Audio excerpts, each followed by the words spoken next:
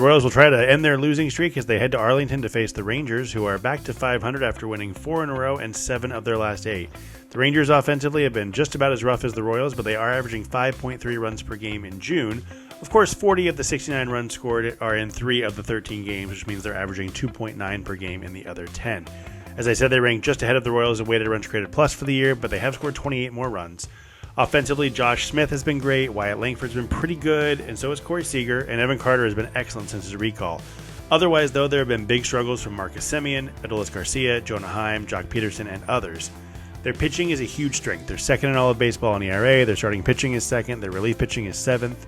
In the bullpen, Chris Martin has been awesome, so is Hobie Milner and Robert Garcia, and they've gotten really solid performances as well from Sean Armstrong and Luke Jackson. The pitching performances for the week are Seth Lugo versus Jack Leiter on Tuesday, Kris Bubic versus Patrick Corbin on Wednesday, and Michael Wacha versus Jacob deGrom on Thursday.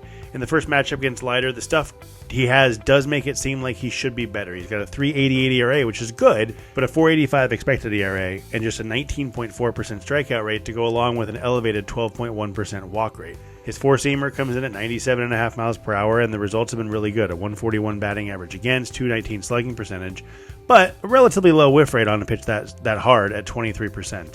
His slider also not a very big whiff rate at 22.6%, but he gets good results. He also throws a sinker and a changeup and a curve, and the curve has been hit very hard in a small sample.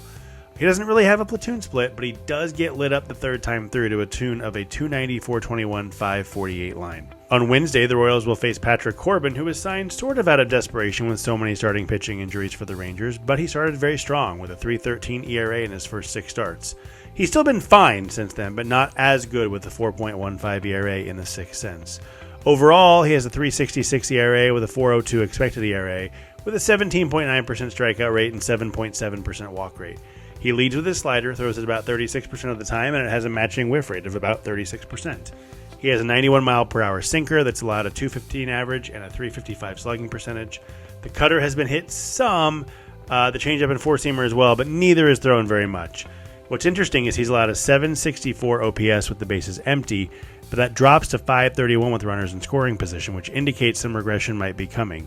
Like Leiter, he also gets absolutely lit up a third time through the order to the tune of a 340, 400, 620 line. In the finale, the Royals will face Jacob deGrom, who is still incredible. 2.14 ERA, 2.99 expected ERA. He's a little bit different pitcher, though. 25.4% strikeout rate, 5.4% walk rate, still throws a ton of strikes.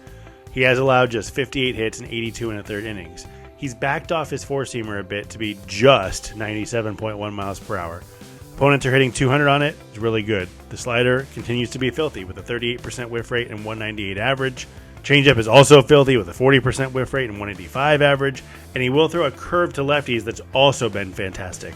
He has a bit of a platoon split, but he's still so good that it doesn't matter because lefties have a 650 OPS, which is still terrible, and righties are down to 474. Unlike the other two pitchers in this series, he's allowed a 515 OPS the third time through, and he isn't generally pitching past the 6th. He's only gone past that innings 4 times all season long. The Royals desperately need a series win, maybe a sweep. Whatever it is, they need to win some games because they are teetering on the edge.